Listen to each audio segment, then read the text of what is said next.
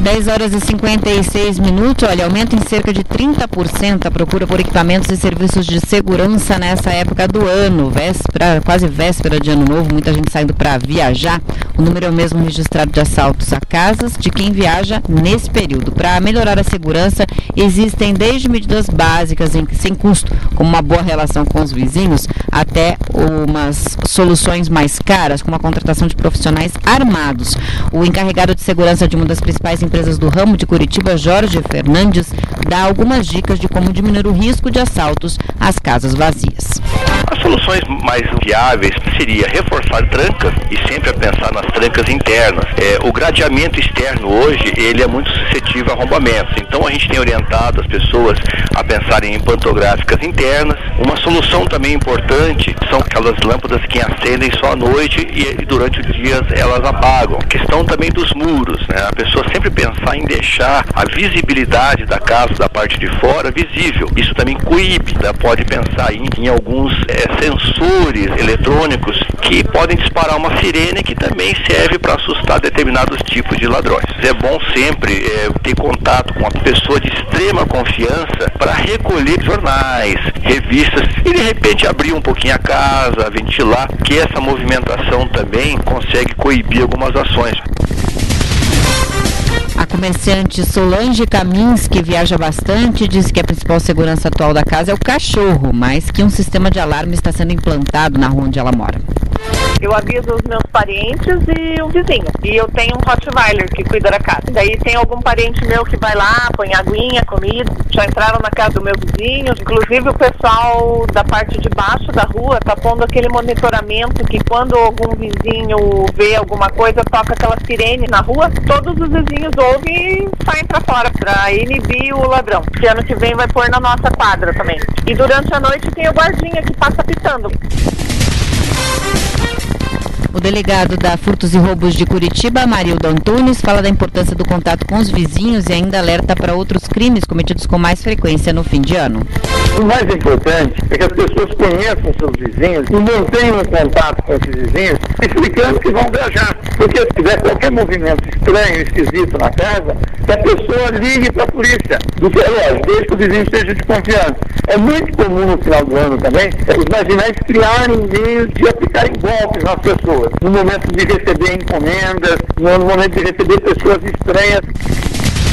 Agora 10h59, atenção você que não votou no segundo turno das eleições municipais desse ano, hoje acaba o prazo para justificar a sua ausência nas urnas. Para isso, é preciso apresentar o formulário na zona eleitoral onde está inscrito. O documento pode ser obtido gratuitamente nos cartórios eleitorais, postos de atendimento do eleitor ou nas páginas dos tribunais regionais eleitorais na internet.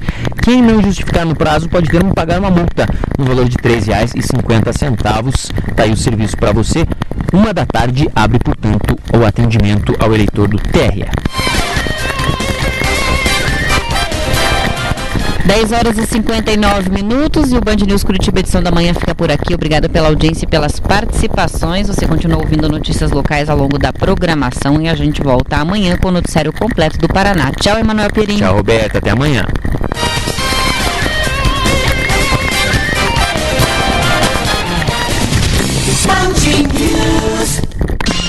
Band News FM 96,3.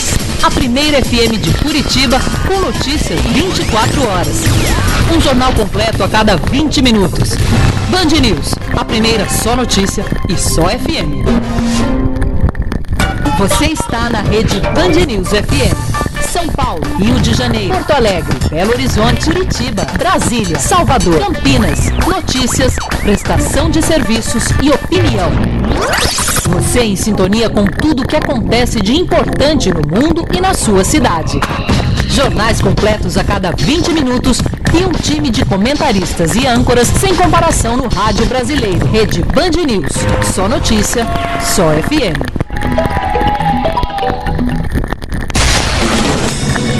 Você ouve Band News FM. Informação o tempo todo. 11h01 no horário brasileiro de verão. Bom fim de manhã para você que ouve a Rádio Band News FM. Nesse momento toda a rede volta a se reunir para conferir os principais destaques desta quinta-feira, dia 27 de dezembro de 2012. O índice usado no reajuste dos aluguéis encerra o ano com uma alta de 7,82%. Só em dezembro, o IGPM avançou 0,68%, segundo a Fundação Getúlio Vargas. O governo pode editar uma medida provisória para garantir os investimentos no começo do ano que vem. A MP seria uma forma de evitar que o dinheiro fique parado após a decisão do Congresso de votar o orçamento só depois do recesso, no dia 5 de fevereiro. Termina hoje o prazo para que o eleitor que não votou no segundo turno das eleições municipais justifique a ausência. Quem deixar para depois pode pagar uma multa que varia de R$3 a R$30. Além disso, a pessoa fica impedida, por exemplo, de tirar passaporte e participar de concursos públicos. A reforma do estádio de Brasília vai ser a obra mais cara da Copa do Mundo de 2014. Mais de R$1 bilhão serão aplicados na modernização do Mané Garrincha. E talvez seja um dos menos usados depois.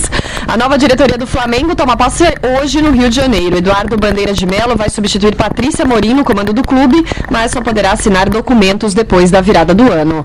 11h02. Eu sou Michele Trombelli, sigo com você até o meio-dia. Seja bem-vindo.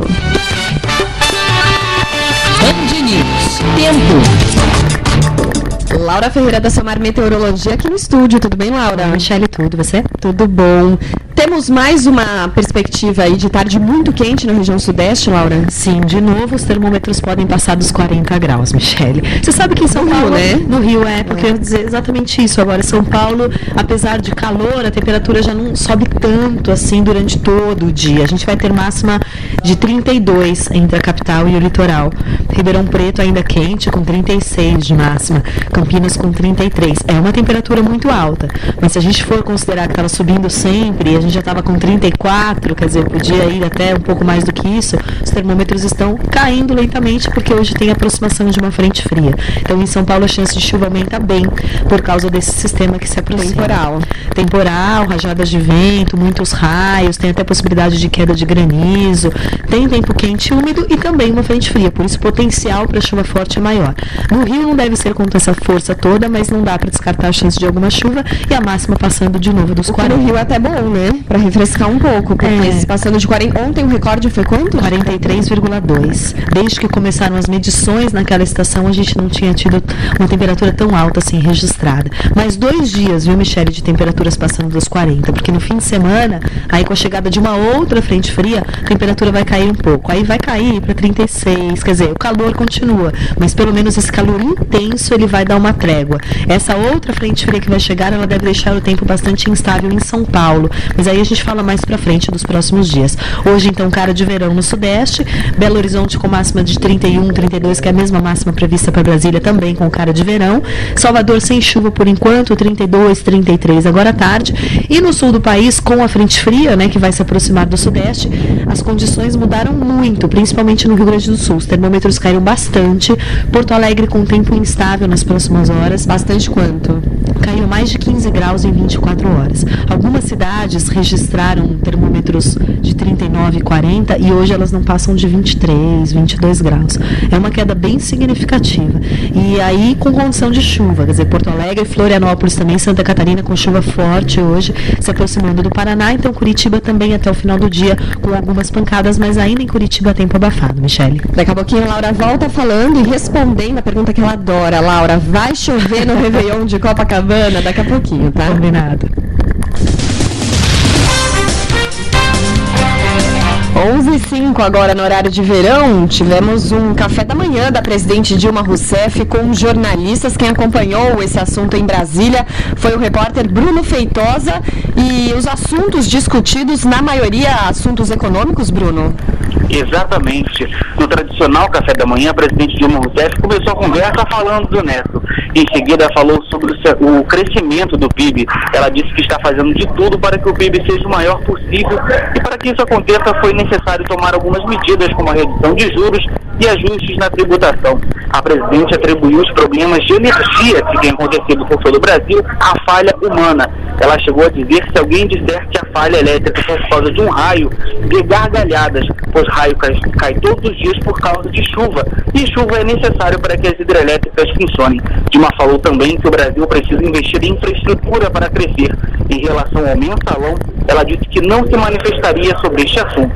E a presidente falou também que não é hora de falar em sucessão presidencial e que ela quer governar até o dia 31 de dezembro de 2013 com todo o vigor e todo o empenho de como iniciou o seu mandato. Ela disse também, perguntada sobre a manutenção do ministro Guido Mantega no Ministério, ela disse que não existe a menor possibilidade de que ele saia do seu governo. A presidente falou também sobre o orçamento de 2013, que vai ficar para votar no Congresso Nacional em 2013. Ela disse que não terá nenhum prejuízo para seu governo que o orçamento seja votado em 2013 e que tudo isso foi acordado.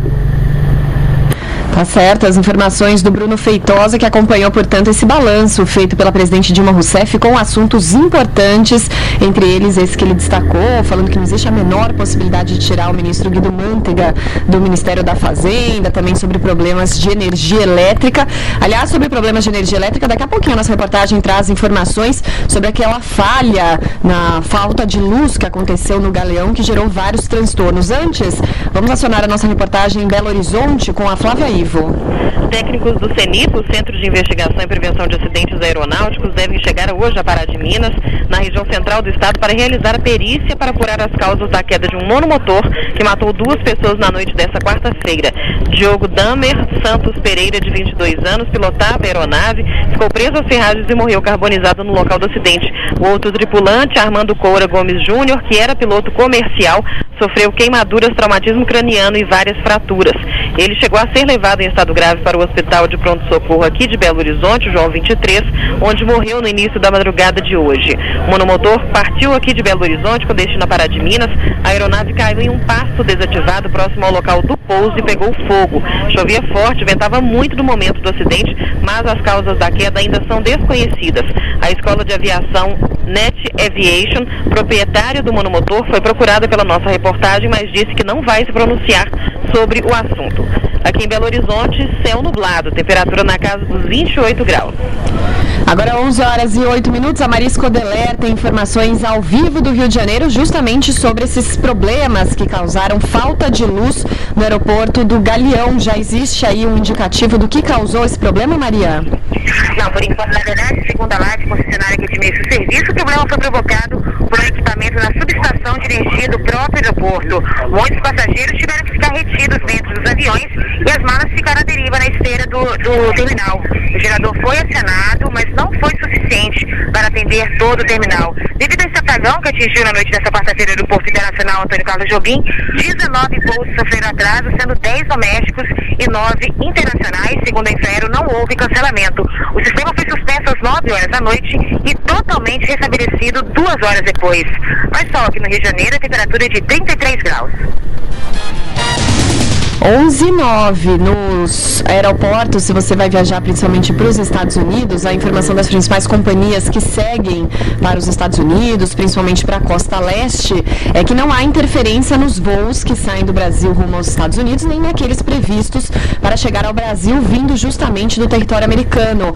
E eu digo isso porque a gente teve hoje mais de 200 cancelamentos de voos nos Estados Unidos que estão acabando prejudicando todas essas viagens de fim de ano por causa de uma forte tempestade que já deixou mais de 200 mil pessoas sem luz nos Estados Unidos desde o dia seguinte ao Natal, desde ontem, e agora está se deslocando em direção ao nordeste do país. Pelo menos 6 pessoas já morreram em acidentes de trânsito relacionados a esse mau tempo, e as regiões mais atingidas até agora são Massachusetts, Rhode Island e Connecticut. E a previsão é que toda a costa leste, incluindo Nova York, tem um acúmulo de neve de quase 50 centímetros.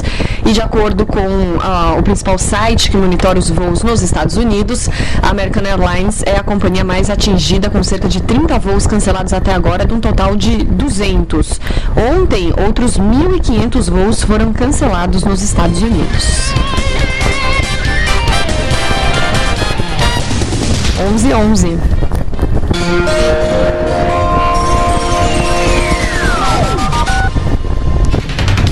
Você sintoniza Band News FM 96,3. A primeira rádio de Curitiba, só notícia e só FM. Sua viagem.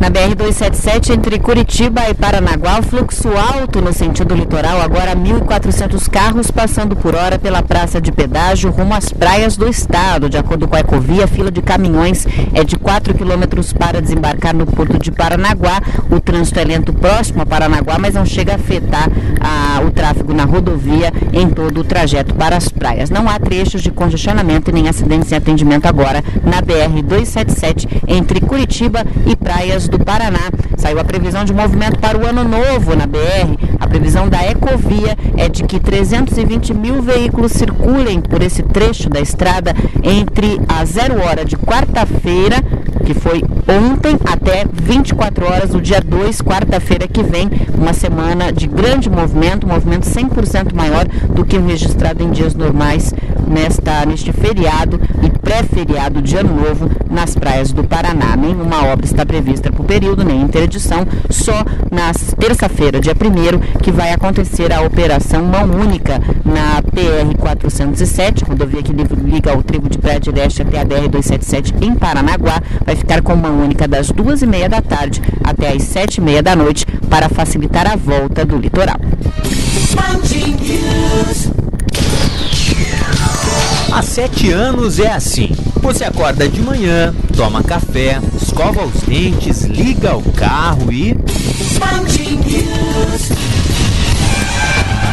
Em janeiro, a Band News FM está de aniversário e nós queremos ouvir a sua história. Como nós entramos na sua vida? Ligue e conte como a Band News FM tem feito parte do seu cotidiano. Os canais de comunicação você já conhece, mas não custa nada repetir. 3240-3696 ou mensagem de texto para 49124 com a palavra Band. E aí, vai participar? Mas seja rápido, porque em 20 minutos tudo pode mudar. Sabe queijo parmesão que